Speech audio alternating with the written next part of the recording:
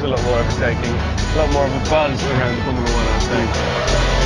And there's also one guy out front that's getting really annoying now. How did he do that? It's all dressed in blue, but it stops in the wrong pit lane. Fantastic guys, not bad for a number 2 driver. Cheers. Mark, we need to maintain the gap. Maintain the gap. The team orders now.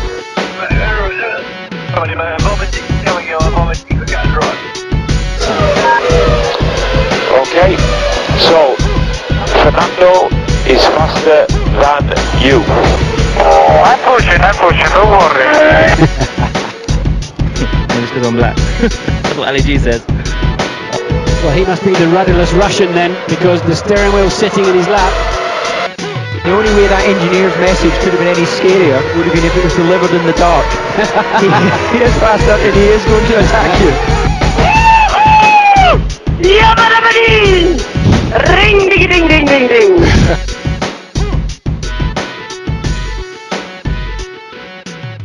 What's up, everybody? Welcome back to episode number 4 of the Backmarkers F1 podcast. I'm Steve. With me today, as usual, is the expert on all things Nui related, horny Horner poses and such. It's Matt Ruda. What's up? Not much. Yes, folks, the resident Naughty Nui is back. Although nobody won my picture in the race, but that's something we'll get to eventually. Yeah, we all failed pretty epically in our predictions, although I think I take the cake in epic fail when it came to this race prediction. Well, I mean, if you predict Massa for anything other than midfield, I mean, you're going to go wrong. Yeah, but if there's a crazy race and it works out, I'm an F1 genius, you know. I figured I could take the shot, and here I can just say, yeah, but I was joking around, you know.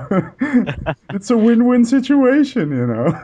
We have to see Singapore if we get some heavy rain. You never know. Yeah, well, Massa's gonna park it in the Marina Bay, I guess. Then, if it rains, he's not exactly known for his rain racing skills. I tend to remember a Silverstone 08, I think, when he had like 6 spins throughout the race. It was pretty silly. Massa's not the best rainmeister in my book. But yeah, of course, we had the Monza Grand Prix this weekend in good old Italia. The Tifosi went mad. Luca Di Montezemolo was there strutting his stuff. And Fernando, Mr. Eyebrows, was beloved by everybody, but the weekend didn't actually go to plan for the Scuderia Ferrari. No, definitely. It looked promising-ish, I guess, but, you know, news came out about Vettel having a certain issue with gear ratios, and everybody was hopeful that we wouldn't see him stream away with it, but once again, as seems par for the course in 2011, it was Fingerman up top. God damn it. Yeah, as per usual. I think you summed it up nicely on the blog with your in-depth analysis, graphically presented. I think that's groundbreaking F1 blogging. Oh yeah, if that doesn't get me a job at McLaren, I don't know what will. That was a masterpiece of work. It took quite a long time to compose, even longer to edit, but I think everyone will appreciate it in the end. Yeah, it really put the whole race into one graphics file. It was pretty impressive. If you guys want to check it out on the blog, backmarkersf1.wordpress.com, go to Matt's article, The Sum Up the Italian Grand Prix, for his in-depth expert analysis, as we're used to already, of course, now from Matt. Sometimes. It depends on how sober I am. I can imagine that. Yeah, talking about that, I got myself my customary tall glass of rum, so I'll probably start slurring by the end of the speech. Podcast. You guys will probably notice me picking up more and more of the conversation. That is not me having a breakthrough. That is just me trying to cover his ass. Indeed. But before we get too inebriated to still keep talking, how about we check the action of the weekend, of course. Practice. It was a pretty boring practice session, but at least we had some running. That's the first time in quite a while there was just nice standard practice, dry running, nothing really big happening except for Buemi, was it, who went off in Parabolica and pretty much trashed his car. But beside that, not much excitement in practice. P2 and P3, FP2 and FP3, the Vettel was already on top, so maybe we should have seen it coming. But I still had good hopes when we went into qualifying. Yeah, definitely. I mean, and even in uh, practice 2 and practice 3, yes, Vettel was on top. But, if you look at the gap, FP2, Hamilton down by only 300ths of a second. FP3, yeah, it was a bit more, and it was Weber. But, I had hopes. It was definitely a mix-up of who's on top, who's in the middle. I thought it could be an interesting race, especially after that qualifying. But, yeah, not so much. Yeah, well, the race was good, but qualifying, I mean, I really went into it. I'm thinking, the McLarens, they got this. I mean, they like you said, they were looking strong in practice, and well, practice times are just that practice times. Nobody's really gunning for it, really eking the max out of their car. And the McLaren boys said it themselves. Yeah, we think we were running. I think they even said we were pretty confident they were running lower fuel than we were and stuff. So, very bullish McLaren crowd. And it went well through qualifying. Q1 was a little bit of excitement, actually. It was a big flurry of cars fighting to, get through. And, of course, again, the odd man out was good old Jaime Alguersuari. I think it's the fourth time he's started P18, and every time he ends up scoring points. So he might not even want to bother with Q1 anymore. Yeah, I don't know. He definitely seems to be able to get those moves working. I'm definitely becoming more and more impressed with Otisware as time goes on. I'm thinking our early predictions of him losing his seat in favor of Wayne might just turn on their head. Yeah, it's true. Plus, there's all the news from Toro Rosso coming in. They have a big new sponsorship. Some rich folks, sheikhs from the Emirates, started sponsoring them with their subsidiaries. Then there's Cepsa, big Spanish oil company, who is now prominently on the rear wing of that Toro Rosso. But of course, those same sheikhs, they have the Falcon Private Bank, which is also on the Toro Rosso car, and that private bank is Swiss. So I would think, big sponsorship to Spanish, but then you figured, oh, but there's a Swiss deal there too. So it's even the sponsorship might not even decide who's going to get that seat for next year. It'll be interesting. It definitely will be interesting. Have to wait and see. I think that's one of those that's going to go right down to the wire. They were saying, oh, Weber, he's not going to be, we pretty much knew he was guaranteed to sign for at least another year. But it's probably going to shake itself out relatively quickly. Toro Rosso, on the other hand, I think this battle for who gets the contract and who gets the boot, because I'm almost positive somebody's going to get the boot. I'm, it might be until January before we know, for all we know. Yeah, because there's the added thing, with these new sponsors coming in. There's rumors that they're actually going to buy the team, so Red Bull's going to sell it. And, then they have no obligation at all to keep either of the drivers. So if it really gets sold, who knows? They might have a complete new driver lineup. I mean, right now it's just a sponsorship deal, but to me it looks like these guys are serious about, buying the team. And that's something we're definitely going to have to look during the off season, because now it's still a Red Bull owned team, just with some major sponsorship now behind them. But those sponsors, they're probably doing that with an eye on buying the team. What do you think about that? I think that'll actually be a positive thing, just because, right, Toro Rosso has had the reputation of being, just the Red Bull feeder, team that they support and they financially, subsidize. I think that if they can get some major sponsorship behind them and, get a new owner in, they're already a solid team. They're putting it in the points at almost every Grand Prix. They're giving Force Indias a run for their money. They're giving the Renaults a run for their money at times. I think they could be a really strong team, and if get them independent, get them on their own, and see where it takes them. I think that they could be a real strong contender. Yeah, yeah, definitely. I mean, they have was it Ascarnelli? He came up with some innovative stuff this year. The double floor. There's something behind that team, and yeah, if it helps them get out of the shadow of Red Bull, because well, basically they're never going to be allowed to beat the mother team, not like they did in 2008. That was pretty embarrassing for Red Bull to have the Toro Rossos ahead of them on the grid, and having the Toro Rosso score the first. Win and pole in Monza, of course, with Finger Boy back then still in his young guys. And I love the helmet he had this weekend, Vettel. It was kind of a throwback to what he had in '08. I think he should finally stick to this one design. That one looked so totally badass. That was awesome. Yeah, I really did love the red helmet. Yeah, what can you say about it? Awesome helmet. But knowing him, he's probably going to change to something with like rhinestones in it, like he had for Monaco for Singapore. But Yeah. you know, I have to say congratulations on the championship, Vettel. Yeah, indeed. Just hand him the trophy already so we can have some fights for the win. Seriously. Great job, stunning, brilliant, whatever you want. But now just leave F1 alone. Pretty much, but all those. I wrote a another post on the blog, basically detailing how this championship could be clawed back by anyone, and won by anyone except for Vettel, and it required a few specific things, not many, but just a few specific things. A lot of wishful And thinking. well, that's one of those specific things. But beyond the wishful thinking, basically everything that needed to happen didn't happen, and everything that couldn't happen on Seb's end did. So I'm willing to concede now, championship over.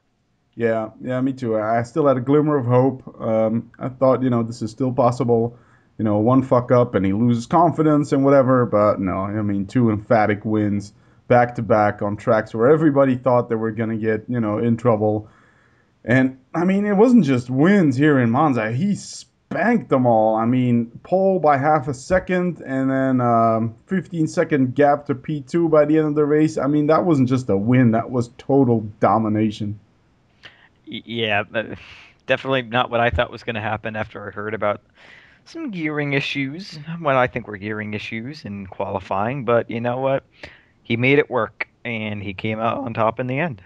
Yeah, that was really the big story this weekend. It wasn't the double DRS zone or anything, or even the Pirellis. They didn't degrade that much. It was really the gearing that the teams have chosen, which was the key factor in this race. And for Vettel, it eventually worked out, but you could see it hurt other guys, especially in Hamilton's case. I mean, the guy was on the limiter as soon as he popped open DRS when he was fine with Schumacher. So yeah, the seventh gear was the star in this race, I must say.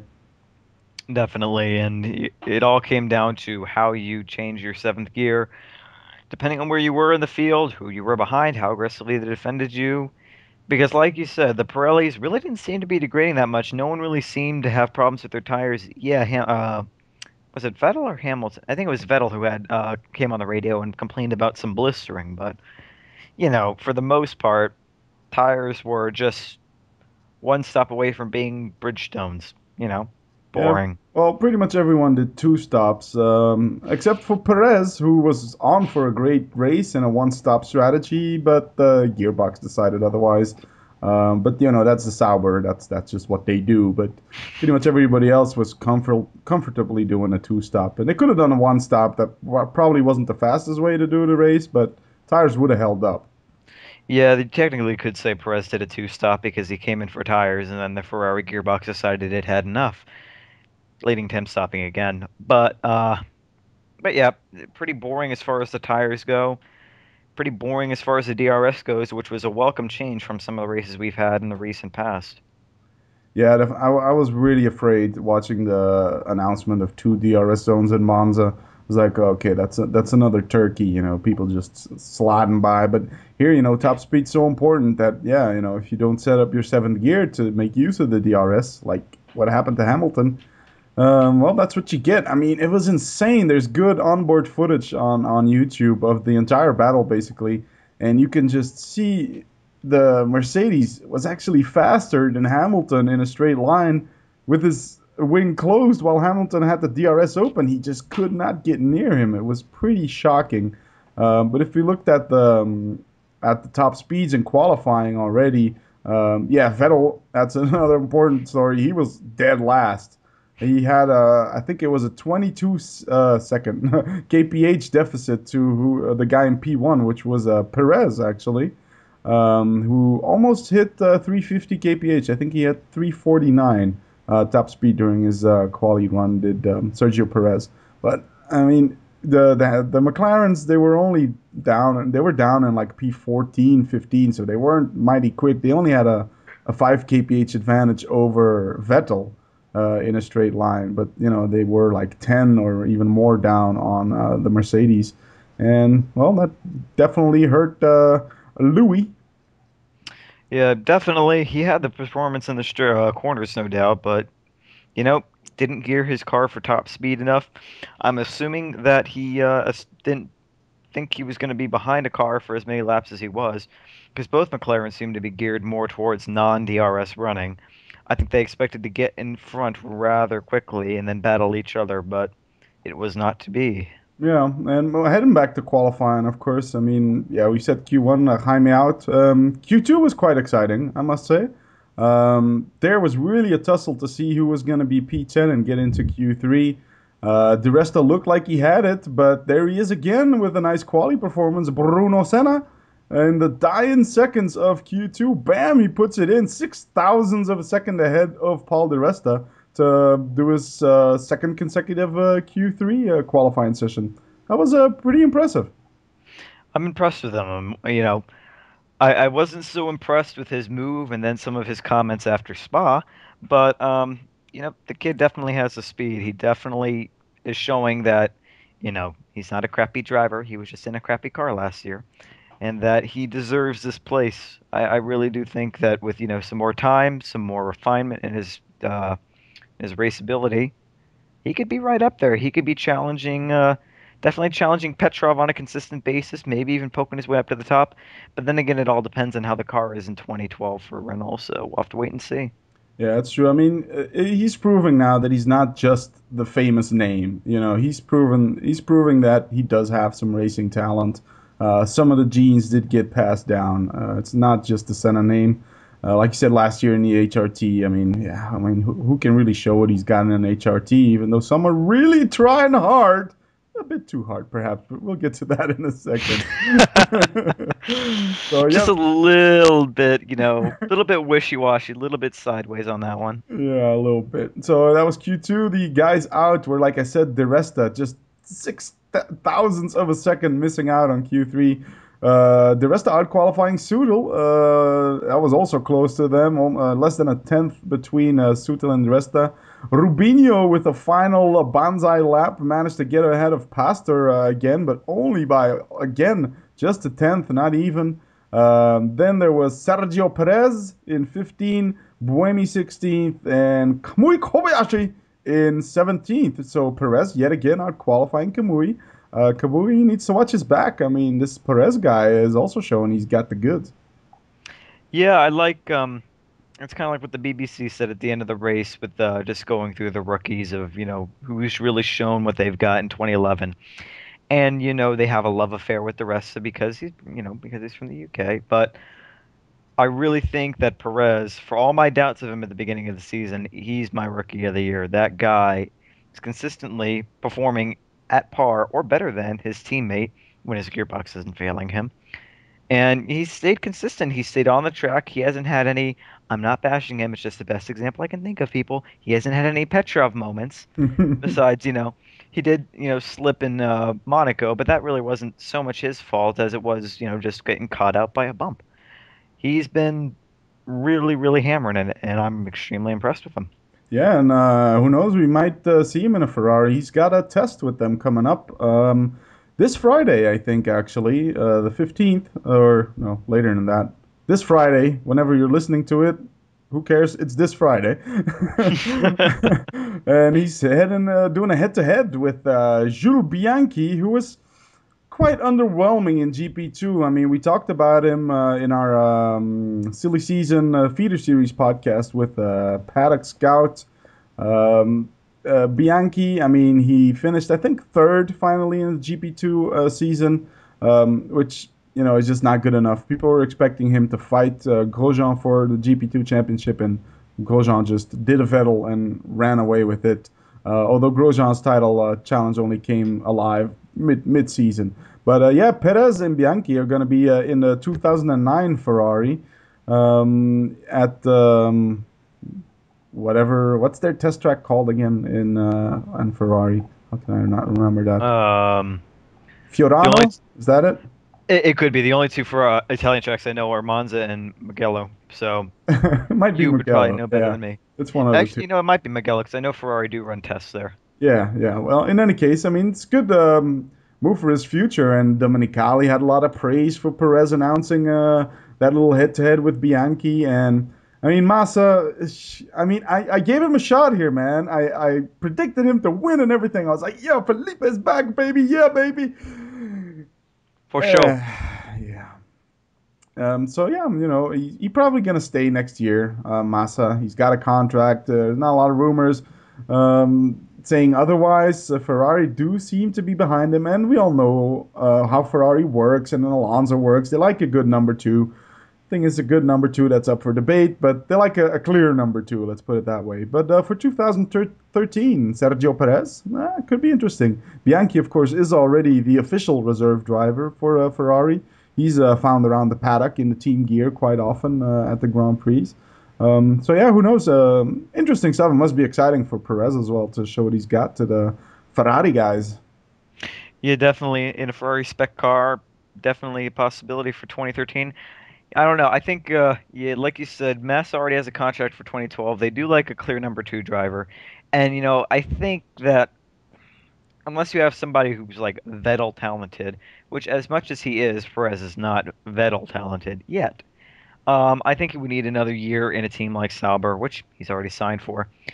Just now that he's gotten his handle on Formula One, he's more experienced, and eventually start working his way up. I could definitely see him going to Ferrari.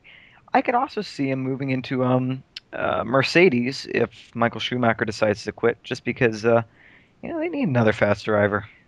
Yeah, but that seat's warm for the Resta. The Resta wants it, and Schumacher's out. The Resta's got it. I'm pretty sure about that. So he's probably not going to get that. He would probably deserve it, but he's not going to get it. And Schumi, with his last two performances, he's back on it. He might not want to quit now that the old magic is coming back.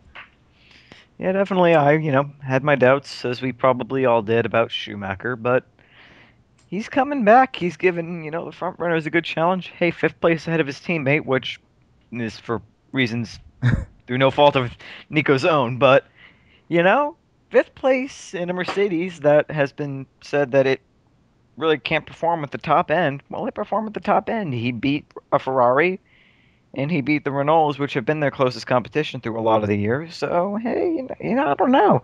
Schumi might be coming back. He might pull who was that guy that kept racing until he was like 60-something back in like the 60s?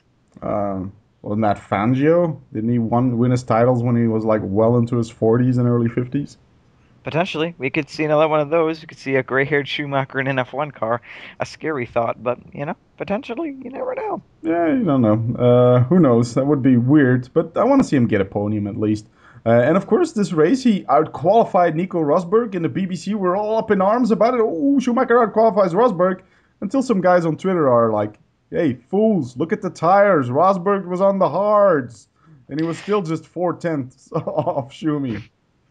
Well, no. Yeah, somebody needs to tell them. Somebody needs to tell the BBC when they get their hards on. Yeah, I mean, I found qualifying coverage pretty bad. I mean, they had this whole deal, Schumacher and Rosberg, and I qualified him, and yeah, I didn't think the BBC was on the ball, because especially, and as we're diving into Q3, there was the fight for pole, and it was all heating up, and we're like, are the McLaren's gonna do it? Well, Lewis, of course, in Q2 had a lap on the hards, and he would have gotten through to Q3, but decided to play it safe and went on soft. But then Q3 came, and man, I was excited, but I had a sinking feeling already because the Bulls were up there. Vettel was up there in Q2 already. Already did a 1:22.9. I see here, fastest time in Q2. So yeah, the writing was on the wall, and so they all go out. It was a big slipstreaming battle. You gotta enjoy what Ferrari tried to do. Massa ahead of Alonso, trying to give him a tow.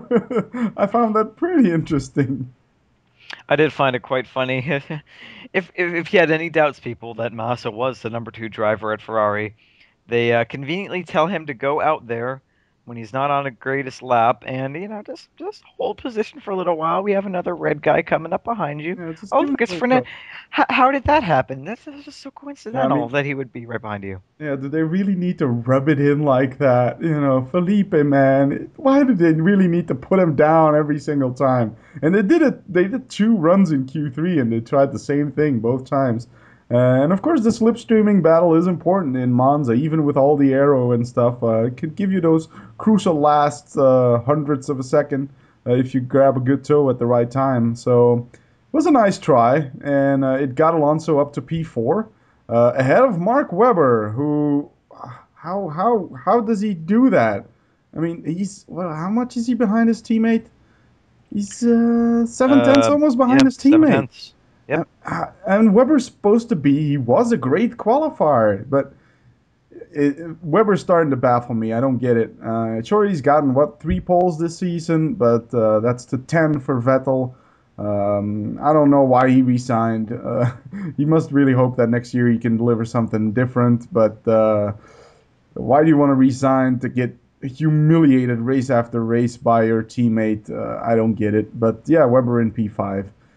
Disappointing. I mean, to have Alonso ahead of you in a Ferrari who clearly wasn't working that well on the track, that's just embarrassing. I don't get it either. I mean, the guy's getting trounced left and right. If he's not qualifying well behind his teammate, he's starting like, how would you describe his starts? I mean, I can't even think of a way to describe him without, a flurry of cursing and references to specially mentally challenged people. It just, the poor guy can't catch a break, and when it's not that, his Kurz is failing. Well, Sebastian seems to work fine. Conspiracy, perhaps? Yeah, yeah, the conspiracy theorists definitely do have something here in Red Bull because it's just getting weird. I mean, last year there wasn't that big of a difference. They always qualified within a tenth of each other, and suddenly, boom, Vettel's just blowing him out of the way. So, yeah, interesting. And we can't forget our good old Vitali. He qualified P7. That was an impressive qualifying lap. Good deal ahead of Bruno Senna. Well, Bruno Senna didn't run in Q3. But this Q2 lap was 3 or 4 tenths faster than Bruno Senna. And P7, that's the best quality result for Renault in quite a while, I would imagine. Maybe in Spa he had the same. But yeah, the Renaults are back up there at least. Behind the Mercs, still on pace. But Vitali still managed to sneak ahead of Schumi by 2 tenths. And well, Rosberg, it's not really fair since he had the whole tire strategy thing going on. But Vitali did well, of course, in the black helmet in mourning for that horrible, horrible plane crash, wiped out an entire Russian hockey team. I mean, whoa! Reading that news, that makes you pause for a second. That was crazy. Yeah, I actually saw a tweet from our good friend Journey, talking about a terrible tragedy of some sort. I'm like, well, what are you talking about? And then I read that and I was like, oh dear God. Yeah, You definitely, yeah. I hesitated for a second, but then I was like, yeah, okay, no smart ass tweets about that. I like the Yeah, Rylon journey, but yeah, that would have been a step too far. yeah, exactly. A couple steps too far, I'd have to contend. Yeah, that one, we won't touch that one, which is why we're not really, noticed the Petrov bashing has died down a bit. Well, and that has other reasons too. We really didn't get a good metric of how he would do, but we'll get to that eventually. Yeah, of course. At least his quality was all right. Felipe Massa, true to form, last of the top dogs, basically, in P6, qualifying 123.8, almost a full second behind the finger, and what is it? 3 tenths, 4 tenths behind Fernando. So, okay, already there, my shock prediction for a Massa win were kind of going out the window. Like we said, Weber fifth, Alonso fourth, and then was the McLaren duo. And I found some dodgy shit going on in qualifying. In this case, Jensen was ahead on the track to Lewis during their final run. And according to the FOM feed, you could see the split timing, and they were following Button. And he was posting greens in the first and the second sector. And then all of a sudden, he abandons the lap in the Parabolica, dives into the pits. Lewis, of course, already had made his mistake on his final Banzai lap, locked up, and ruined his ruined that run at least. And Vettel then just pumps in, bam, half a second in your ass. Thank you, ma'am. Goodbye. Pole is mine. Yeah, I can only, I didn't watch it live because I was at work, unfortunately, but I can only imagine how that must have felt. Just, oh, solid lap, okay, whatever. Half second, what the hell? Where did that come from? Yeah, because Yeah. his earlier lap was a 122.6 or something. So, Hamilton was only a tenth down. So you're like, okay, if he banzais it now, he might get that pole. And then, Jensen dives into the pits, and I did not understand that. I didn't know why. He was showing green sectors, but apparently, maybe that was the FOM feed fucking up again. But according to Button himself, he abandoned the lap because he was a tenth and a half down on his own time in the first sector already and never quite managed to claw it back. And he didn't have a perfect entry to Parabolica, so he decided against finishing the lap. But according to the FOM feed, he was a tenth up on his earlier run in Q3. So if that's true, he would have gotten ahead of Lewis Hamilton on the grid. So that's where my conspiracy theorists arose again. And he was like, oh, McLaren don't want Button to out-qualify Hamilton. I find that strange. But, since Button himself said that his dash showed he was a tenth down, I guess we can chalk that up to another FOM fail. It could be an F1 fail, or he did make reference to how, while they are strong in the races, they keep making little mistakes in qualifying. Could it have been that his steering wheel was showing positive instead of negative? Could it have been that he Who had gotten a knows? feed, could they have fucked up in his ear and said, you are a tenth down on your time versus being a tenth up on your time? It's possible. Yeah, and it's true, like Button said, you gotta be perfect if you want to beat the bull finger combination. Yeah, I don't know. I don't. I doubt that it would be one of those conspiracy things. If anything, after some of his recent performances, I'd want to get Button ahead of Hamilton just to get him out of his way. But we didn't really see the charging Lewis that we're used to seeing. But again, we will get to that momentarily. Yeah, it's interesting in McLaren. I mean, Button is really throwing himself up to be the de facto team leader, basically. Just not just by his performances on track. He's beaten Lewis now 3 races in a row, but also by his demeanor, how he is to the press. He never slags off the team. He has his little criticism. He says, we need to cut out these mistakes. Well, Hamilton, when he's pissed at the team, he's pissed at the team, and he's like, yeah, they fucked up. I don't know why they called me in. Or that was last year, I think. He said, who made the call to bring me in? That was a terrible call. You remember that on the team radio? Yeah, Button's really endearing himself to the McLaren boys.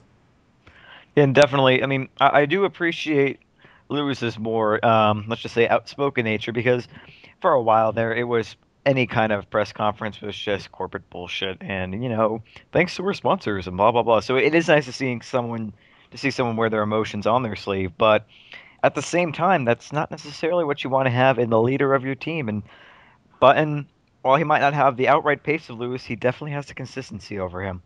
If it's not in the top, it's there or thereabouts, and just consistent finishes. Well, besides the two DNFs, but we won't talk about that. Yeah, I mean, he had nothing to do with that. I mean, Lewis's DNFs were his fault. Button's DNFs were Exactly. all of his own. So, and Somebody on race take, pace, you don't have to put that tire on. It can just hang there. Don't worry about it. just let it hang. Let him hang. We had the National Let It Hang Day in Belgium here. I can only imagine what that means. Oh God. Yeah, it involved not wearing underpants. I need a drink. It's yeah, no, it was. Well, now that all of our viewers have turned off our cast, let's just wrap this up. Although I was really proud, since we're on the subject, of my tweet in the Hamilton-Schumacher fight. Really proud of that tweet saying, Schumacher proven that the balls haven't shriveled yet. God. Yes.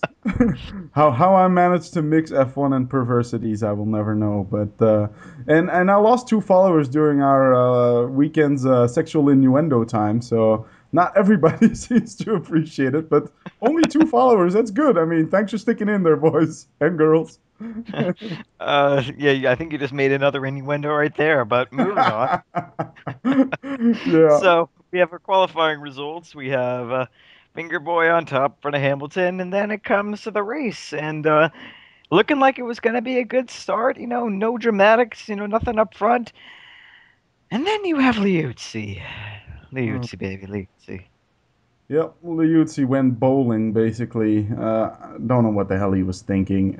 He blamed Kovalainen for it, but right before doing the podcast, I rewatched and watched and rewatched the start, and I can't see Kovalainen doing anything wrong. It's just Liuzzi getting greedy, he got a great launch. Got to hand it to him. I mean, he was passing people left and right, which isn't too hard if you start dead last because Ricciardo had qualified him.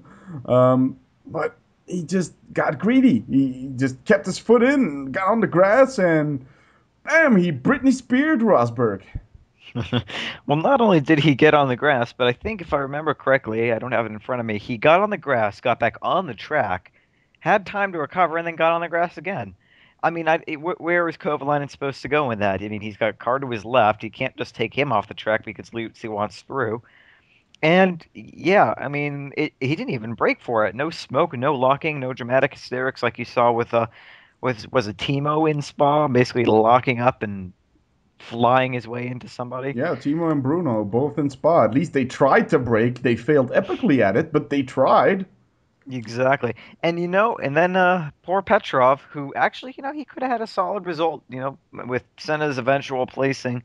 Petrov could have been right up there, but yeah, he got an HRT up his ass, and then he went into Rosberg, and then I thought the funniest thing of that whole thing, if there was anything funny to take from that, was Rubens failing epically, getting stuck between the two, backing out, and then trying to get around the wreckage and beaching himself on the curb. Yeah, and then to add insult to injury, Rosberg tried to move his car, I think. Didn't work, and well, it moved a bit, and that took off a bit of the front wing of Rubens. I mean, not the best driving in traffic there from Rubinho. But yeah, that I don't know what Liuzzi was thinking. I mean, if you look at the video, Kovalainen just goes in a straight line, and if anything, by the time he sees that Liuzzi wasn't smart enough to back out of it, he even moves over to the left to give him more room, and somehow Liuzzi blames Kovalainen for that. It's just beyond me. I mean, I found, and of course he got a penalty for it. What do you think about that harsh stewards penalty for Liuzzi for next race? Well, it's not really harsh when you're in an HRT and you're going to start in the back anyway. But I mean, I agree completely with it. F1 is a sport of dramatics and hysterics at times, but there is no dramatics and hysterics when I say that could have killed them. That could have killed Petrov. If that car had bounced and been up in the air when it had collided, it would have been helmet level. And having a 600 kilogram car going about, anywhere between 60 and 100 miles an hour across your face, it's not a good way to start your day. F1 driver decapitated. Could have Yeah, happened. could have happened. Would not have been a pretty picture. But yeah, I don't understand, what Liuzzi was thinking. And then, if you're going to go off the track, at least jerk it all the way to the right, and that way you don't come back on the track. It was just a sloppy move in all respects, in all aspects. And, well, I don't think it's harsh for an HRT who's going to start in the back of the grid anyway. I would have started them from the pit lane next race. But, I agree with it completely. Yeah, well, at least he got the HRT into a point scoring position, albeit for a split second and going sideways. But he got into the top 10. Yep, it would have been HRT points had he somehow pulled a miracle drift. But for that kind of stuff, you would need to get Kobayashi in the car. I'm sure Kobayashi could have recovered that. You would have just sliced right between them, power sliding through, and then Tokyo up in Drift P2 or style. something. Tokyo Drift, indeed. But yeah, that was, of course, the only exciting stuff in the start. How about Fernando? Yet again, the guy just blasts off the line and boom, finds himself in P1 by the time they're at turn 1. That was a pretty crazy start, yet again. You could definitely hear when that happened in the crowds, the Tifosi Yeah. having a collective crisis.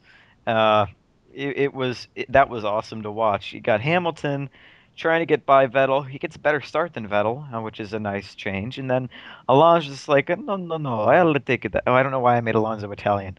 That was I bad. want to take the position. Moving on. I found it funny watching. You could see Lewis wiggling back and forth like, "Oh shit, where do I go?" Where do I go? Yeah, because To get I mean, squeezed. well, Lewis didn't have any chance to give Alonso more room because Alonso also dipped 2 wheels in the grass, kept his foot in and kept the car straight, contrary to some others. But Alonso just had a wheel in the grass and had nowhere to go because Lewis had nowhere to go because he was wheel to wheel with Vettel on the left, 3 abreast into turn 1. And that I don't really get is, like you say, Hamilton got a better launch than Vettel, got alongside him in the braking zone, and Hamilton was on the inside, and he gave up the spot to Vettel. I found that strange. I was like, why don't just stick it in there, push him to the outside. Yeah, so I don't understand what Lewis was doing there. I mean, my first thought was, okay, the guy just doesn't want to go three deep into the first corner because, that could end pretty badly. And then, the excitement with Liuzzi looking in the back, I didn't think much of it. But afterwards, thinking about his entire race, that did not seem like the Lewis Hamilton we all know. Lewis Hamilton we all know would have kept that inside line and taken it and, said, no, I'm faster than you, finger boy. But yeah, so Alonso coming out in front, Tifosi having a crisis. It looked like it was going to shape up to be an interesting race, and then, and the safety car kind of changed things up a bit. Yeah, but and like what we were saying, and I was really hopeful after that. We were like, if Vettel doesn't stay ahead in turn one, he's in trouble. His race is ruined because he doesn't have his gearing right and everything. And as you say, the safety car, of course, cleaning up the bowling bonanza Liuzzi had there. Did throw a bit of a wrench in the plans, but I was still confident. I was like, Vettel's done for. He's got no top speed. Hamilton's just gonna slice right past him on the straights, and he's gonna have to fight, and he's gonna crash into people. Resurgence of the crash kit. And it didn't happen. He got caught napping. It's Hamilton. He wasn't paying attention. Was looking at Schumacher in his rear mirror when Alonso bolted on Parabolica, and he was, 15 car lengths behind by the time he managed to step on the throttle. Hamilton, he fucked up there.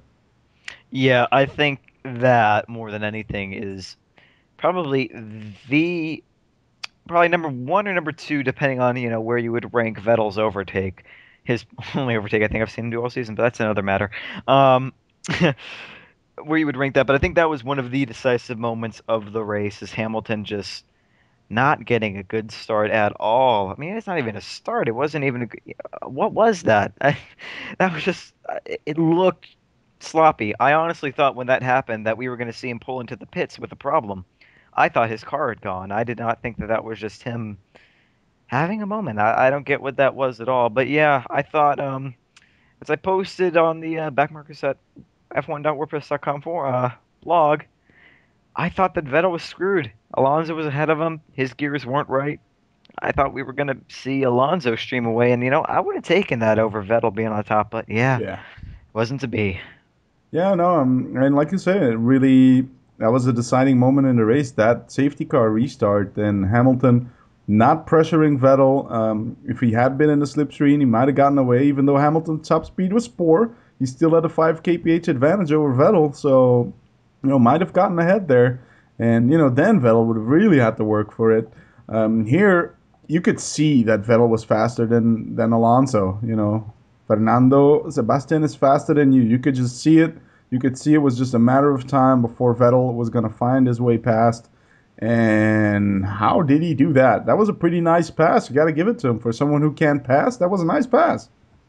No, I chalk it up more to a matter of circumstance than a matter of skill. But I will give him credit where credit is due.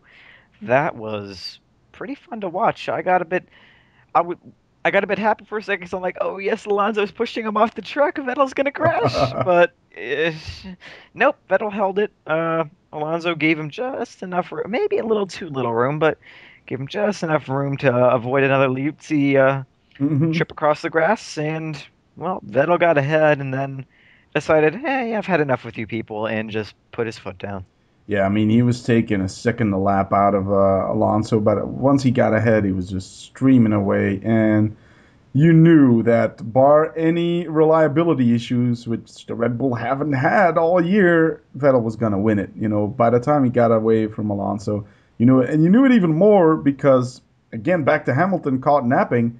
He didn't challenge Vettel. On the other hand, Schumacher just blasted past him on the restart, and that started a pretty frustrating race for Lewis. Yeah, I definitely think that Lewis could have taken it to Vettel. I think he had the speed advantage. Not a great one, but an advantage.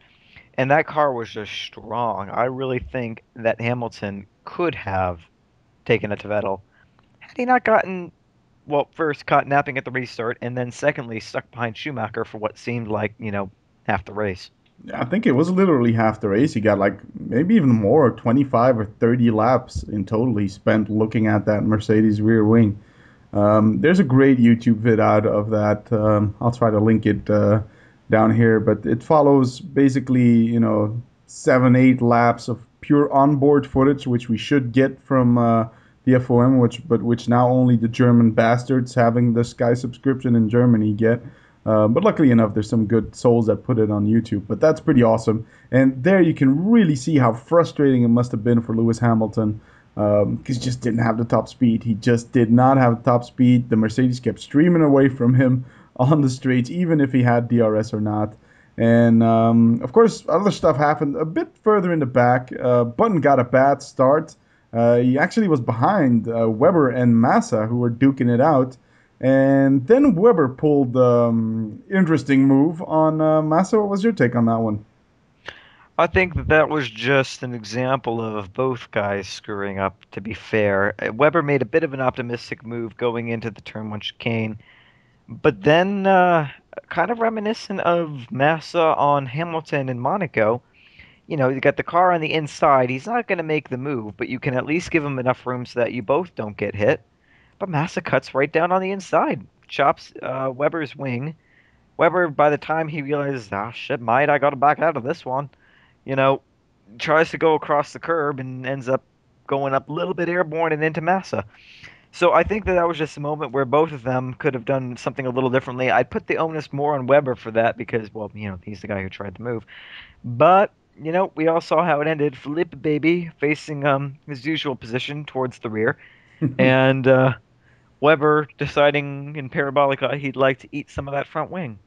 Yeah, that was a scary moment there. All of a sudden, you see him hitting the brakes, both front wheels locking up, and bam, straight into the wall he went. Luckily, it was already running slower than usual, and there's this long gravel trap, so it wasn't too bad of an impact. But that's the first Red Bull DNF of the year, which is pretty crazy, and it's not a reliability thing; it's a driver stupidity thing. So, because for that incident, I really do put it on Weber as well. Too optimistic, like you said, round the outside into turn one. If you're not ahead ahead, he was alongside. I'll give him that. But you need to be ahead into turn one if you want to make that move stick on the outside. He wasn't, should have just filtered back in behind Massa. Like you say, I do tend to agree. Massa could have avoided the contact, going just a tad wider. But, it's tight in there and everything. And he might have expected Weber to have backed off, which would have been the sensible thing to do. The visibility isn't great in these cars, so he may not have even seen Weber was there. But yeah, Weber out of the race. First DNF for Red Bull. That, too, is just so horrible to see. They have the best car, but now last year, at least it was fragile. It was fast but fragile. Now it's bloody fast and bloody reliable. Yeah, and the first DNF goes to the driver who we all don't want it to go to, of course. But Indeed. yeah, I found it funny how he said at the end that he didn't know the rear wing was underneath the car, when the F1 footage for once actually showed that, and not for long, but it was there. I'm surprised the team didn't get on the radio and basically say, yeah, Mark, your wing is trapped underneath the front of your car. Be careful with that. Uh, because there was an instance where you did see the wing under the car, and then he didn't know apparently, and yeah, it all ended badly. Yeah, well, he got around almost the whole lap. I mean, happened in turn one, and it's only in the final corner that he lost it. So he almost got it back to the pits, but something must have snagged, or he may have gone too fast with the broken wing, and it snagged under the tire or something. But he almost got it back to the pits. That was quite impressive already. Yeah, well, God, what could have happened, you wonder? But he was already slower than Vettel was. He wasn't going to challenge for the lead. It would have been an instance of him clawing back. Coming out from there, I think he could have maybe gotten back to where he qualified. He could have ended P5. I mean, who else was he? There's Michael Schumacher, who was bloody fast, but then it was Fernando Alonso, or not Fernando Alonso, Felipe Massa. I saw F and thought Fernando. That was on the podium. No, Felipe, baby, with 10 seconds behind Schumacher, and then Aldiswari a lap down. Weber probably could have put it in P6, maybe P5 on a good day.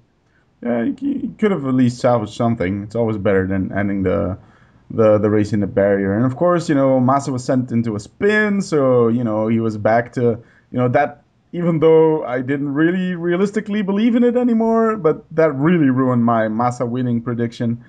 Seeing him, facing the wrong way to do a recovery drive, and he wasn't too clean in his recovery. This wasn't covered widely, but apparently, and that's according to Jarno Trulli, another home driver, of course, for Team Lotus. So Massa had fallen back quite a lot, was recovering, and according to Trulli, Massa lost it on the braking going into the second chicane, bumped into him, which forced Trulli into, I think it was Buemi, and then Massa cut across him and took off his front wing, so Trulli was forced to pit.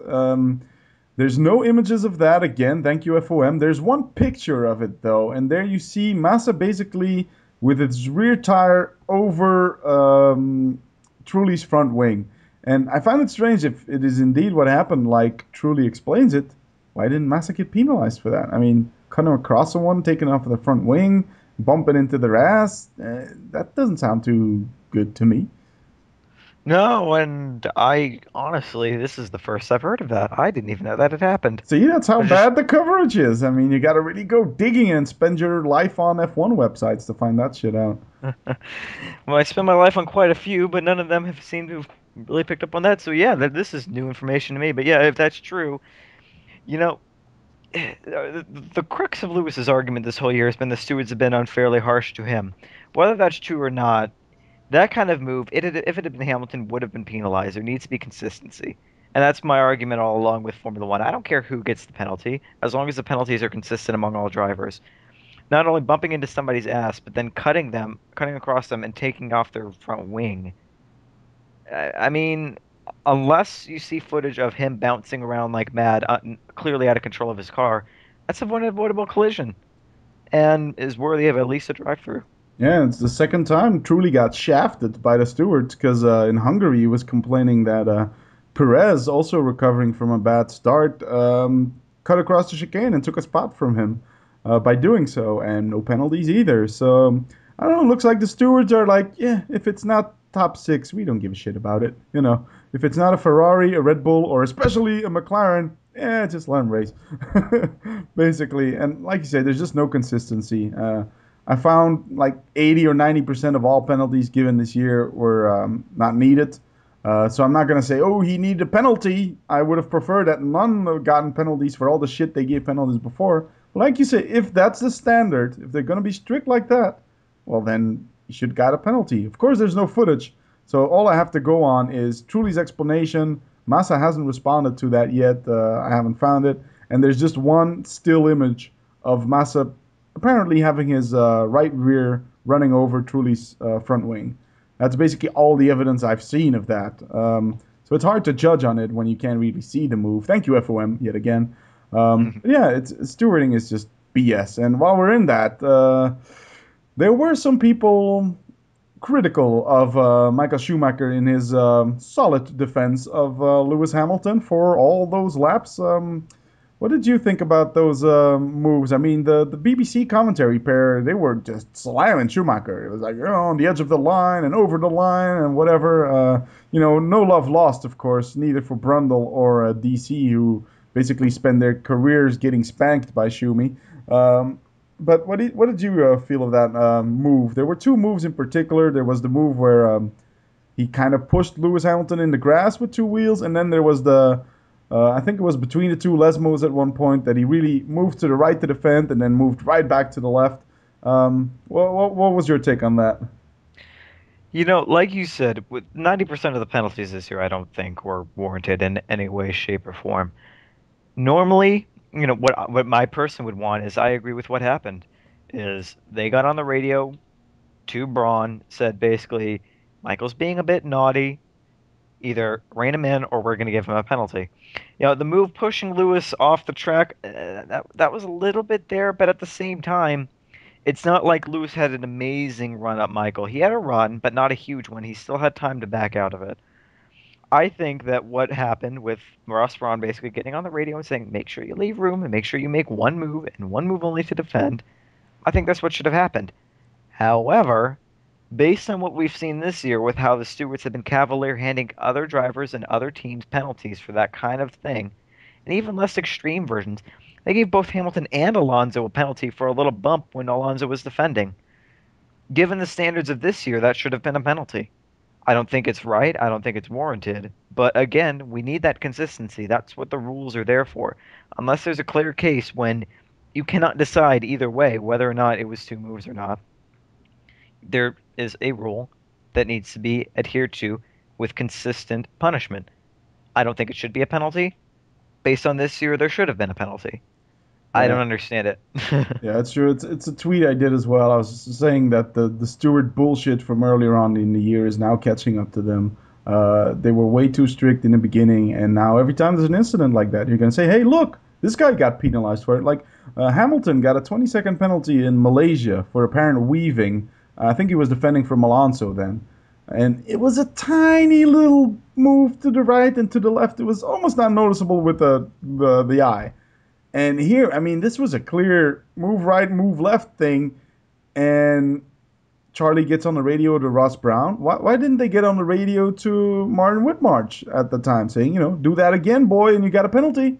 And that's even more flagrant. First Grand Prix of the year in Melbourne, when Jenson Button cut the chicane and, passed Felipe Massa, and it was all that mess. And McLaren said they were on the radio talking to Charlie, saying, "What do we need to do? Do we need to give the spot back? What do we do? What do we do?" Charlie wouldn't answer, and bam, penalty in your ass. And why is Charlie now on the phone to Ross Brown saying, okay, warning, one more chance? Why didn't the other guys get one more chance? It's totally inconsistent. It's bullshit. I don't understand it. I mean, I really don't know what is going on with the stewarding this year. It just, in the beginning, the move with Jensen and whatnot, I started to get a bad feeling when they didn't get on the radio and, when Martin, or not when Martin, where's Marsh, when Charlie Whiting basically refused to respond.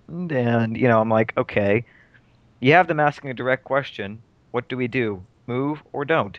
If they would have yielded, they wouldn't have gotten the penalty. They don't get any response. You have the incident in Malaysia where you have the weaving penalty. Okay, fair play. You want to be harsh? You're harsh. But then you be harsh throughout the season.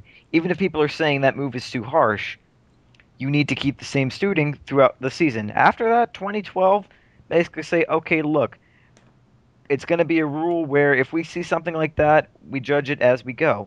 Even that, even if you want to be ambiguous, at least put the ambiguity in the rule book to say the stewards have their judgment to tell whether or not this move is unsafe or not.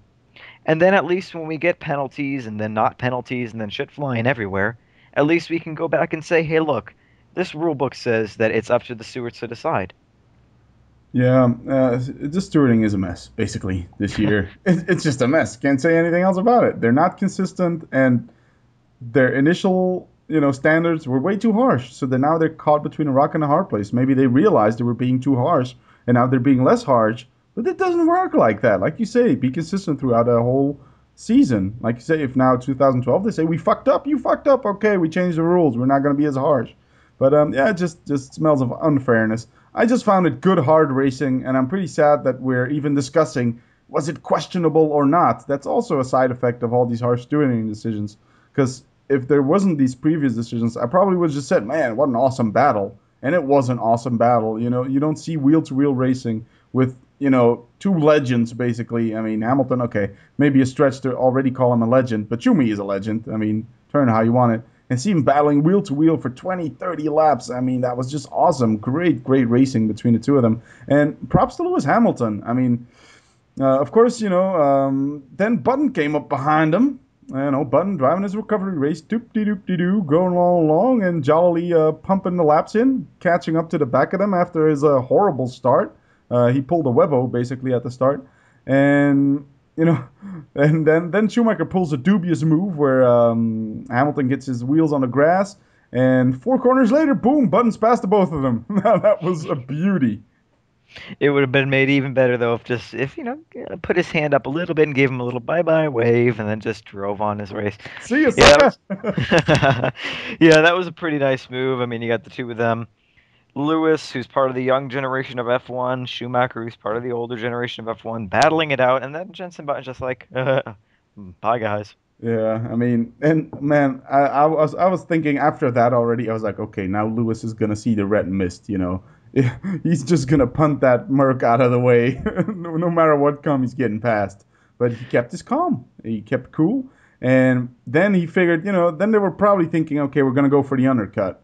But by then, of course, Button was the lead car, and just as he had passed Schumi dives into the pits, and Hamilton kept going. So it's actually Schumi who got the undercut.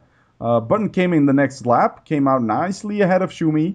But of course, since Button came in that lap, Hamilton had to pit another lap later, and that saw Schumacher emerge as he emerged out of the pits.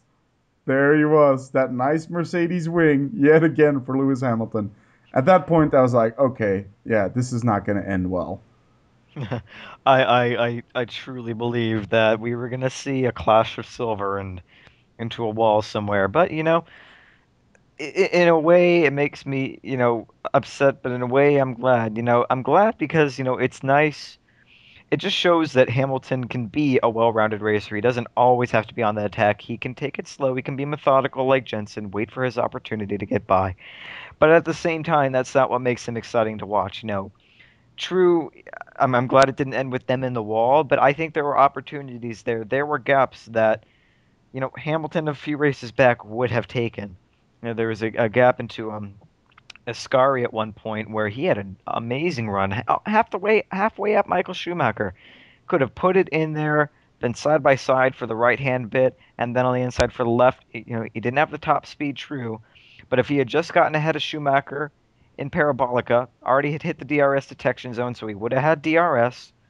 Could have taken him into Parabolica and then kept it going, but you know, Well, of it course, just he got wasn't to ahead be. once before the stops, but Schumi just came right back at him at the second chicane. And that's maybe a bit on Hamilton as well. He should have covered off that line, but didn't. So Schumacher managed to stick it up the inside, and he was right back to square one. Yeah, it was a good battle, but at the same time, there were bits that were messy for both of them. Hamilton missed a couple opportunities that could have saw him by. Schumacher maybe was a little overzealous on the defense, and then there was a whole fucking mess of driver steward, not the driver steward, but the stewarding in general. I mean, yeah, but for what it was worth, racing wise, it was very exciting. I enjoyed watching it. Yeah, for sure. And I mean, looking further towards the back of the grid, I was starting to get a little bit of hopes for the Team Lotus guys because, I mean, Sutil had to retire quite early on in the race. There was already Rosberg and Petrov and Liuzzi that were out. And then Kobayashi had to retire, and then Perez had to retire. So I was like, okay, these Lotus guys are doing pretty well. They got ahead of Barrichello at one point since he caught up in that all turn one mess. So they were running P12 and something. I was like, if Lewis takes out Schumacher, they might be looking at their first points in F1. But it wasn't to be. But a solid race though from the Team Lotus guys, 13th and 14th. That solidifies their position in the WDC, of course, because that's their third 13th place. It's only the first 13th place for Heikki Kovalainen, though. The other ones were both Jarno Trulli's. But Trulli, of course, lost a lot of time with that Massa sandwich there, which we never saw. D'Ambrosio, of course, out on lap one, had a gearbox failure, lost second gear, and just basically pulled it in the garage, which was a bit weird. I mean, Senna drove half a Brazilian Grand Prix with just fifth gear. You're missing second? I mean, fuck it, Yeah, and just go to first for the first chicane and then blip it all the way up to third. I mean, you could do it, It but works in F1 2010.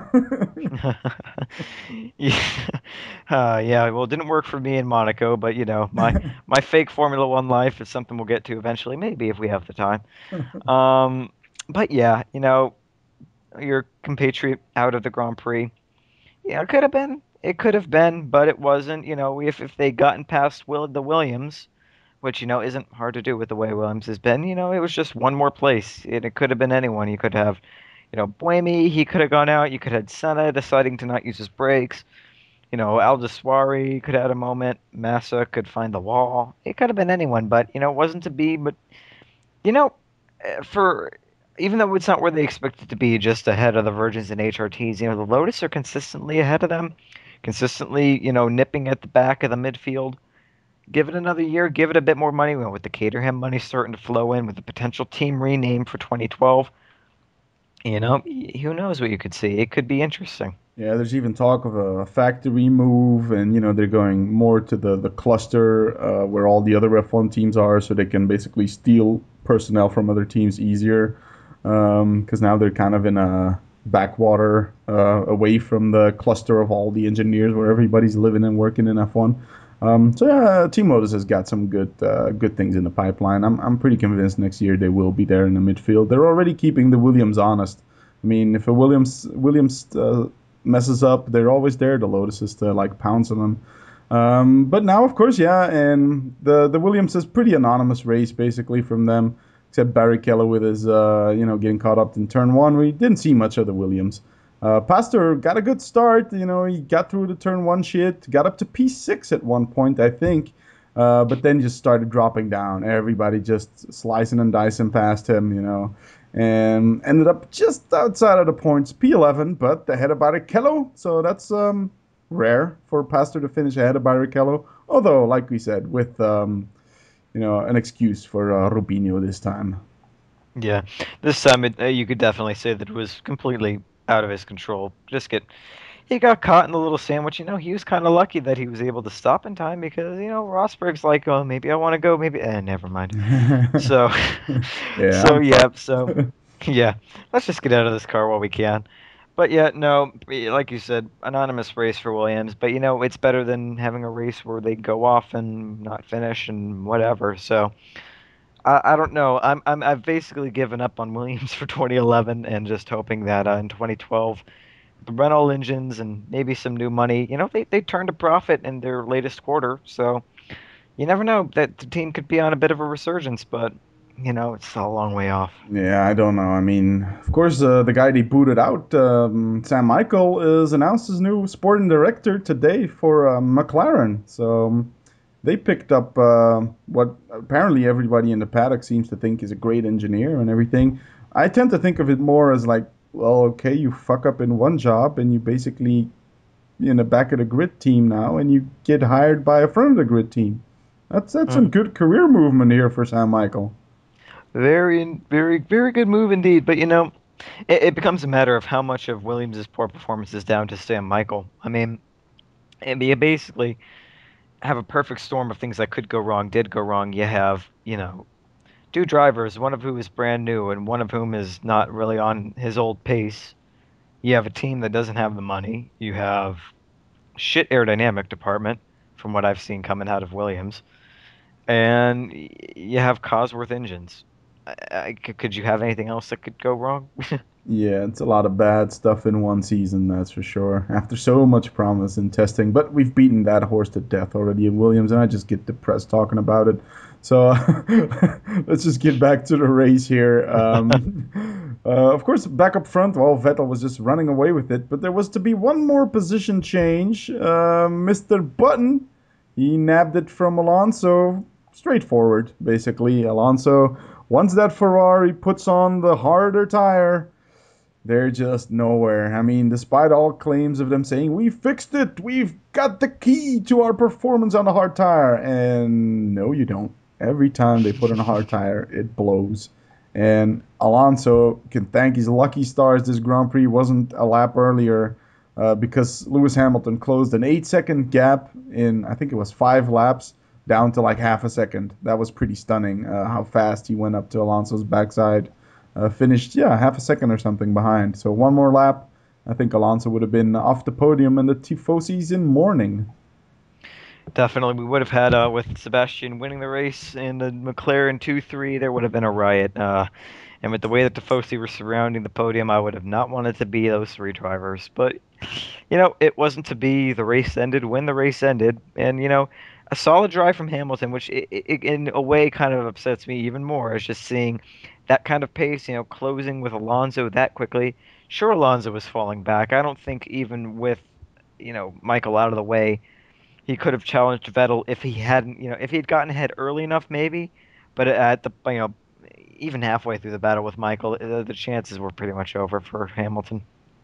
Yeah, he just lost too much time behind Schumi. And I gotta say, yeah, some people say, oh, it's sad he didn't, go for it and be the old Lewis Hamilton. But he needed a race like this. He went into this race with the mindset, I'm going to finish this motherfucker.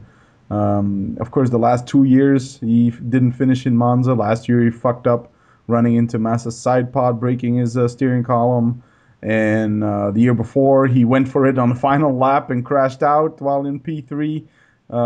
So I figured he said, I'm going to finish this race. I'm just going to keep a cool head. And I think he needed that. He needed a race, outside of the controversy. He got kind of in it, but the onus wasn't on him this time. It was on Michael.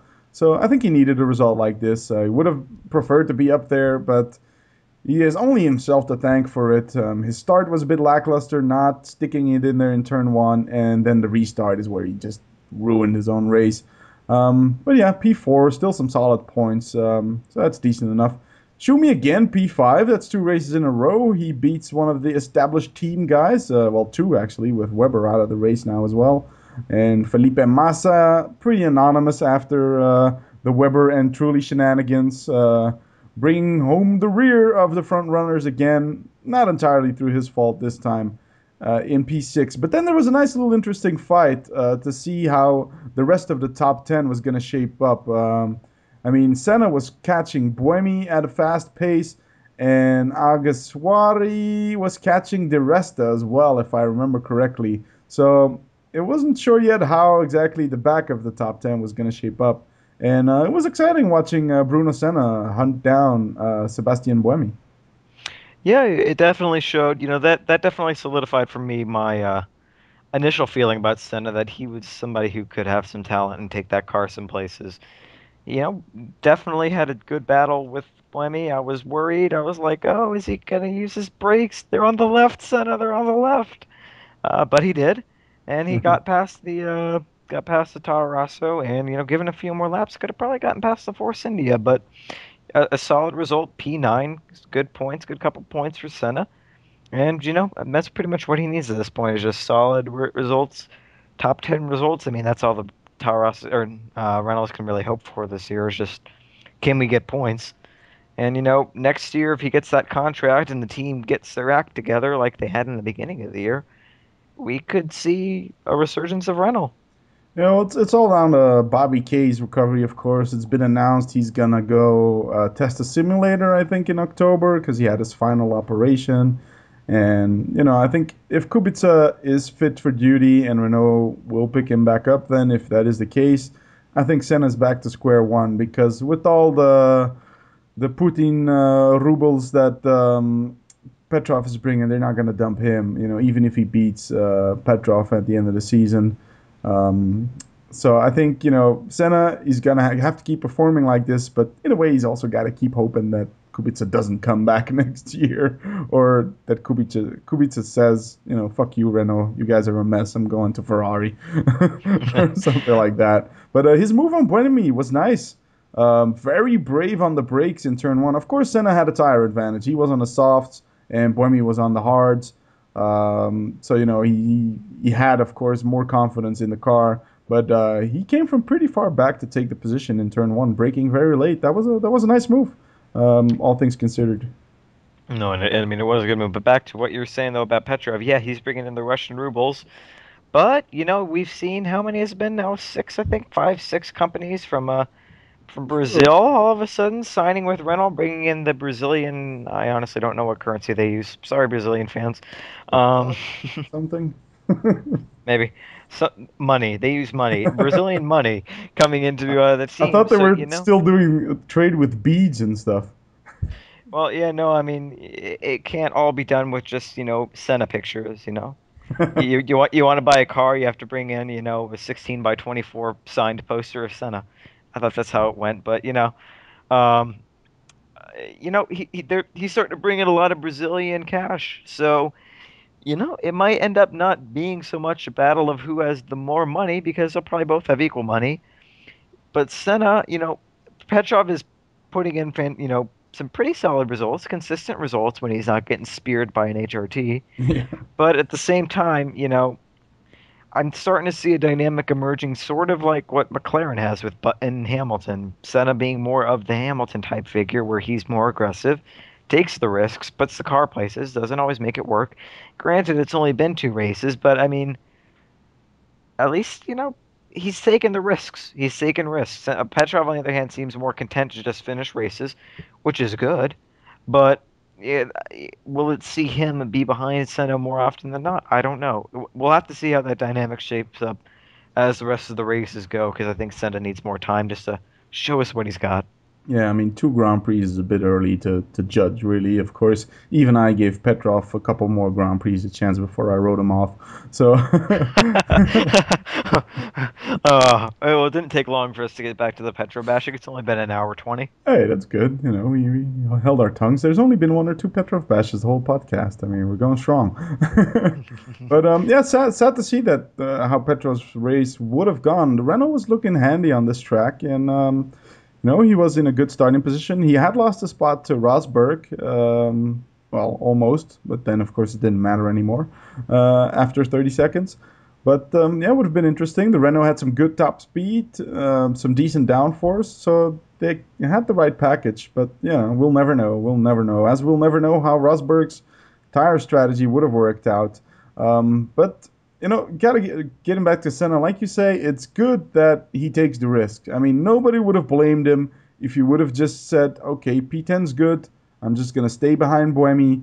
It was 3 or 4 laps before the end. He said, okay, P10's my first points in F1. I'm just going to stick here in P10, grab my points, and go home happy. But no, he didn't. He went for it. He said, I can take this spot. I'm going to take it. And he went for it, P9. It's always better than P10, right? Always better, and it could have been P8, like I said, if if he had gotten past Blamey quicker, or if there had been a few more laps. But it wasn't to be. 2 points. Hey, nothing wrong with that for a team that's been pretty lackluster as of late.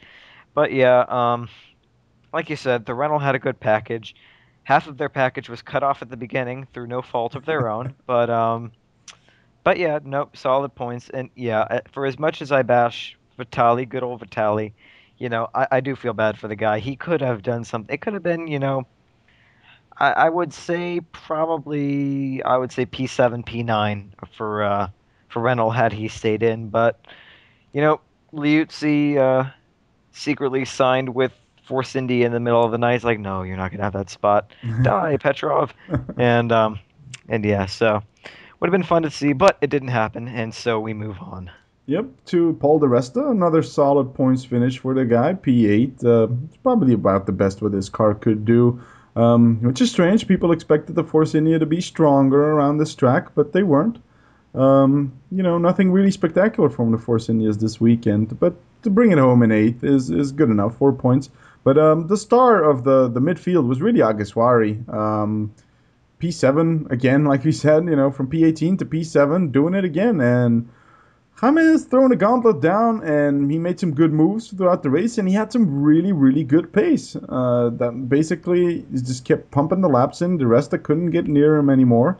And yeah, Jaime has been doing well. And Buemi mentioned that his car was damaged in the first lap collision. If you look at it, it's true.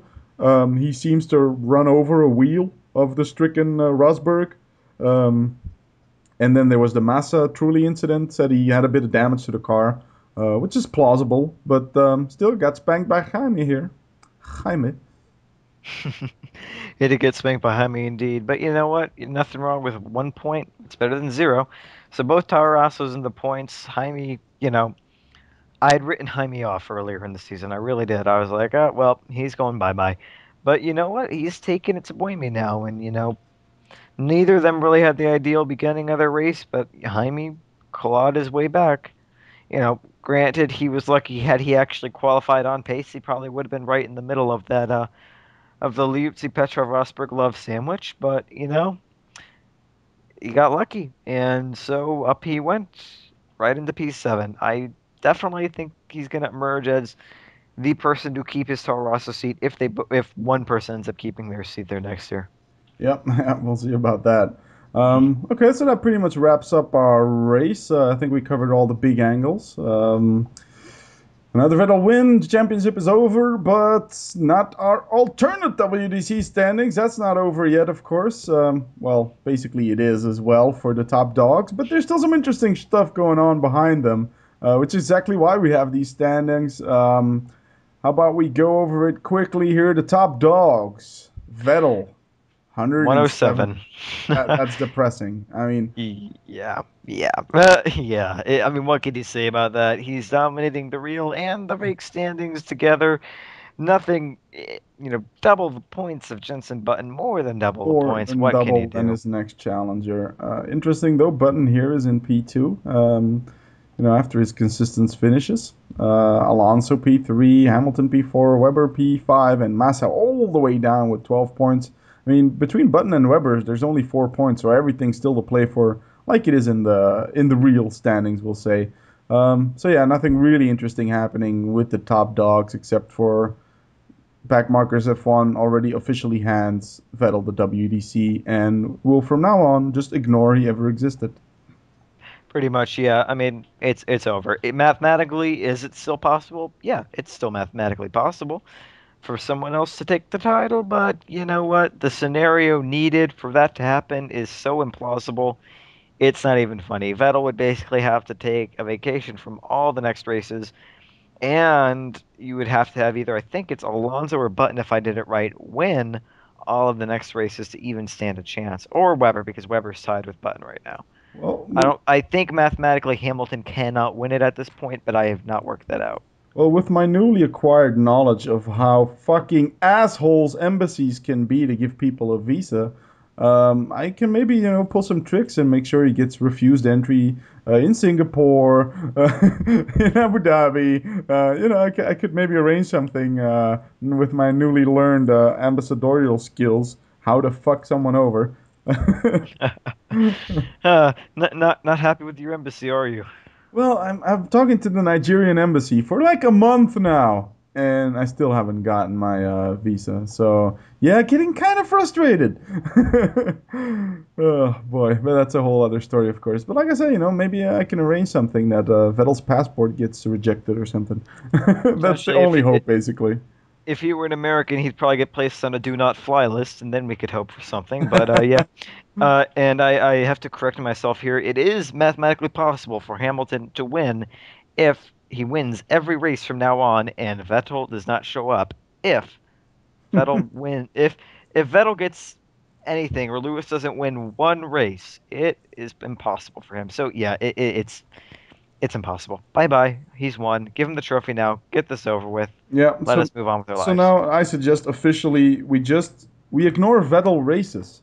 We just don't think about him, and he just doesn't exist. So the rest of the season is going to be super exciting because there's a fight for the WDC. I mean, Button, Alonso, Hamilton, Webber, they all still have a chance. And there was this German guy, but I don't remember. I think he quit. That's a way to make it still exciting. So let's try that. He just doesn't exist. Sounds like a good idea because we pretty much know what's going to happen with Vettel. He's going to win, and he's going to win handedly. So yeah, Spanking everybody.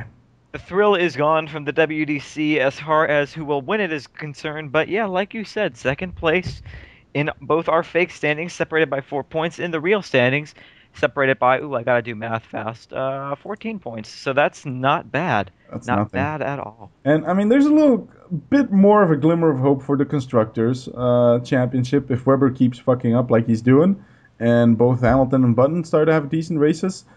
They might pull off a pseudo challenge on Red Bull. I doubt it, but it's a bit more likely than Vettel losing the WDC. So at least this time the McLarens outscored the Red Bulls. Well, the sole Red Bull. That's something, at least, right? I mean, I guess, but well, you know what? Screw it. I was gonna make a point, but I'll take what I can get. Yes, that is fucking wonderful. Yes, McLaren on top. But of course, that's the top dogs. Might be boring there, but let's head to the midfield. And it's heating up there a bit with Rosberg getting bowled out of turn one. Schumacher with a win for the midfield, of course, with an emphatic drive. He clawed the gap a little bit back. That's, of course, 25 points now for for Schumacher. So Rosberg is still at 191, Schumacher 168. So there's still 23 points between them. But he's clawing it back. Just one more win. And that's the Mercedes Grand Prix team dominating the midfielders.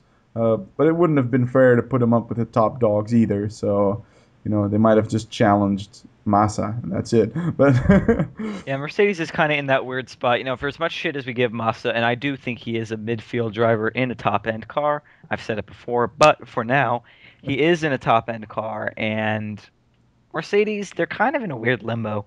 They're not quite as bad as the midfield, but they're not quite as good as the top enders.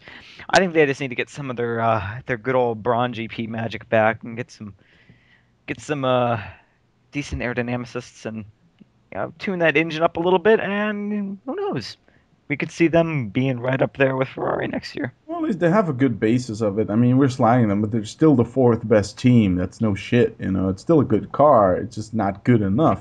But they have a good basis there. So, yeah, I'll have to see about that. So in the fight for P3 is, of course, heating up here, and there was a lot of opportunities for the people in the mid-pack, in the midfield, if that's not too complicated for you. There's Sutil, Petrov, Kobayashi, Heidfeld, all non-finishers or non-starters even. So the guys really fighting for best of the rest behind the Mercs. Didn't score any points. It's a shame for either of those because they could have gotten some good points ahead of the competition. Only 3 points separating those three drivers, but it wasn't to be for either of them. Heidfeld, well, now it's pretty sure he's not coming back since he settled the court case and everything. So I can probably just take him out of the list, I guess. But that was good news for people like Di Resta, Bohemia Agaswari. They dropped a bit back from the chasing pack. Especially for Di Resta here now. He's on 103 points, so he's only 16 points behind now Kobayashi. So that was a good race for Di Resta to claw himself back up in contention for the alternate WDC standings as well. Agaswari, the same thing. He was quite a bit back on Buemi, clawed some points back, 91 to 95 points, just 4 points separating them now. So interesting here as well, the fight between the Toro Rossos. Then there's Perez, who didn't score on 54, and Barrichello take an opportunity here. He's alongside Perez now.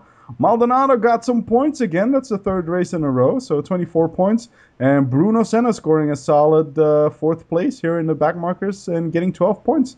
And that's how they shape up. Any surprises for you there? No, not really. I mean, everyone's pretty much stayed, as they were more or less with, so many of the midfielders not finishing. But yeah, no, Bruno Senna on the move, 12 points. Now in 2 races, he has half the points that Maldonado's gotten all season. So, put it that way. It's kind of just shows you where Maldonado's at. I don't think he should be driving in that car, but that's another story. So Barrichello tied with Perez. It could be a good battle there, shaping up. Aldaswari 4 from Buemi could be a good one there, and it was only 8 from Di Resta. But yeah, what more is there to say? Sutil's right up there with the Mercedes, who are running away with it, and there you go. But there is some excitement going on back in the good old backmarkers. Yep, definitely. Fight for P1, not much of a fight because Rosberg is probably going to win it from Schumi. But the fight for P3 is definitely something to look out for and see if, the rest of Bohemia Agaswari, if they can, come back up. Perez has been quite unlucky. I mean, had 2 non-starts. In this race, he was very unlucky. Almost got that one stopper to work like a charm. He was in P7 and then boom, gearbox dead. So yeah, interesting fights in the midfield. So let's head on to the backmarkers. We got Jarno Trulli still in the lead, but he saw his lead cut a bit because, as I said, Kovalainen finished ahead of him, understandably after getting sandwiched by Massa. But the fight for the best of the Team Lotus guys is heating up again. 3 points just separating them. So Kovi is not giving up without a fight, even though Trulli spanked him in qualifying. That was half a second up on Kovalainen. I mean, Trulli had his new power steering and he was going for it. That was what I was just about to say. Damn it, you always take my lines from me. Yes, his power steering appears now finally. You're women. Oh, God. Boy, I just cannot wait till I get over in the UK, pick up that accent, come back to the US. and I will never have a lonely night again in my life. But that's another story for another day. As Steve giggles like a girl. Moving on. Oh God, I'm gonna need a drink after this podcast. See, now you know So why I drink during the podcast. yeah, pretty much. And my phone is vibrating in a very inconvenient spot. It apparently fell into my lap. That was awkward. Okay, now that Better I've than been truly molested. having his front inverter dangling between them. Okay, so now that we have talked about vibrating cell phones in your crotch and drinking on this podcast, I think we've hit all the points we need to. It's a Moving lot back of to the points. back markers. Truly, Kovalainen, 3 points separating them. That could be interesting. I'm looking forward to that. The Hispanias, I mean, what can you say? They're Hispanias. Chandok in the back, but then again, that's to be expected when he's only done one race. But it could be interesting. It could be very, very interesting. I have hope. There are still interesting races to be had. Yeah, and Glock put a bit of breathing space between him and Jerome D'Ambrosio with the non-finish, and the third place for Glock. So a little bit of breathing space, 7 points. Ricardo, I mean, he was doing great. He was on the way to doing good, and then his car stalls on the grid, and he actually did race. I mean, we didn't see him, but he did run around the track, but he just, he only got started like 12 laps after the race had already been started. And then he had to come into the pits a couple times because his engine overheated or something. I mean, that's only I know from the HRT press releases, and they're never too keen on giving away too much detail. But he was running around the track. He got up some experience, but no points since he wasn't classified by the FIA, finishing 14 laps down. It took ages before he actually got ahead of Perez in the live timing. Because Perez it took like 14 laps before Ricardo caught up to him, and that's when I realized, hey, Ricardo's actually racing. When I saw it, that was Yes. quite interesting. And yeah, like you said, Chandok only 2 points, but only one race. Looking like he might be running in the Indian Grand Prix, and that's strange because there's this major French F1 website, Toile F1, who kind of used the same Reuters headline of Fernandez saying, yeah, it would be good if Chandok races in India. But then they had an interview with Fernandez where he kind of said, yeah, I'm not sure yet if I really want. We got to think about the team, what's best for the team, not what's best for an individual. So, but that hasn't really been reported by anything else but the Frenchies. But it doesn't seem like a done deal yet, while Karthikeyan has been confirmed for the Indian Grand Prix. So that's at least one Indian in the Indian Grand Prix. That's something. Yeah, I mean, it could be. I kind of want the guy to race in his first home race. It would be nice to see, but you know what? I don't know. I love Chandok, I really do. I think he has more potential than he's able to unlock with, not just with a Lotus, but just with, basically being put in the car for 1 week and being like, oh, here you go. By the way, you're going to be driving. There you go. But but yeah, do they want to do that when they are actually still, you know, and potential to challenge the Williams every once in a while, and they have two drivers that are in our fake standings going for it. I don't really think they care about our fake standings, but one can hope. You can hope. But yeah, I don't know. It'd be nice to see, but do I think it's going to happen? I tend to say yes, but you never know. Yeah, well, we'll see it when it happens. Not like it's gonna make a big impact on how the races go. Sadly enough for them. You never know. They could get some of Some they Liuzzi could action. get the Kamui spirit going on. Hey, how he took Japan by storm. I mean, you never know. He could have Chandok slicing and a dicing his way up in India. I don't know. Or he might just end up slicing and dicing somebody's nose off. You never know how it's going to go. These things cannot Yeah. be predicted or Well, foreseen. at least Suit will calm down, so we have to be a bit less worried about slicing and dicing. That's a good point. Yeah. So that pretty much wraps up our standings where we are in the F1 world, with the fake standings brought to you by not BBC One but Sky, as our pictures show, because well, we all know. That's And yeah, cleverly done, isn't it? very, very, very I was so refined proud of editing. that. I barely noticed it. It's very subtle. It looks just real. Although to be fair, with how Sky's treated some other sports, that actually might be what they use. Who knows, The budget's tight for everybody, fella. So he's just going to use the BBC shit and Photoshop everything. Which, of course, is not what I did. This is completely original. not. So yeah, like you said, I think we're wrapped up here. But I sense you have an aerodynamic revolutionary thought as a parting gift to our listeners. Am I right about that? What would you be referring to? I honestly don't remember. I'm still waiting on your solution to HRT's shark fin. Okay, the solution to the shark fin: step 1, take a hammer. Step 2, knock that shit off the car. Step 3, you'll probably be about a tenth faster than you are now because having that thing in the flow is doing nothing. See, that's why you study aerodynamics. I would have never come up with that. Yeah, but hammer and banging seems to be more along your line of work, so I'll leave you to the practical end of it. I'll just the theory.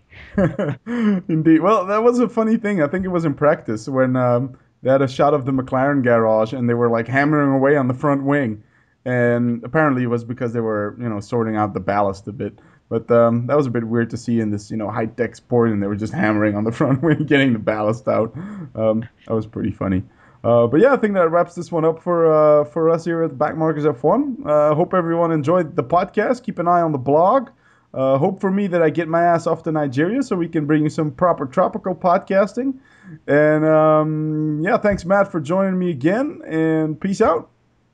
See you guys later from Malaysia. Malaysia? Singapore. Singapore. God damn it. Okay. What the fuck?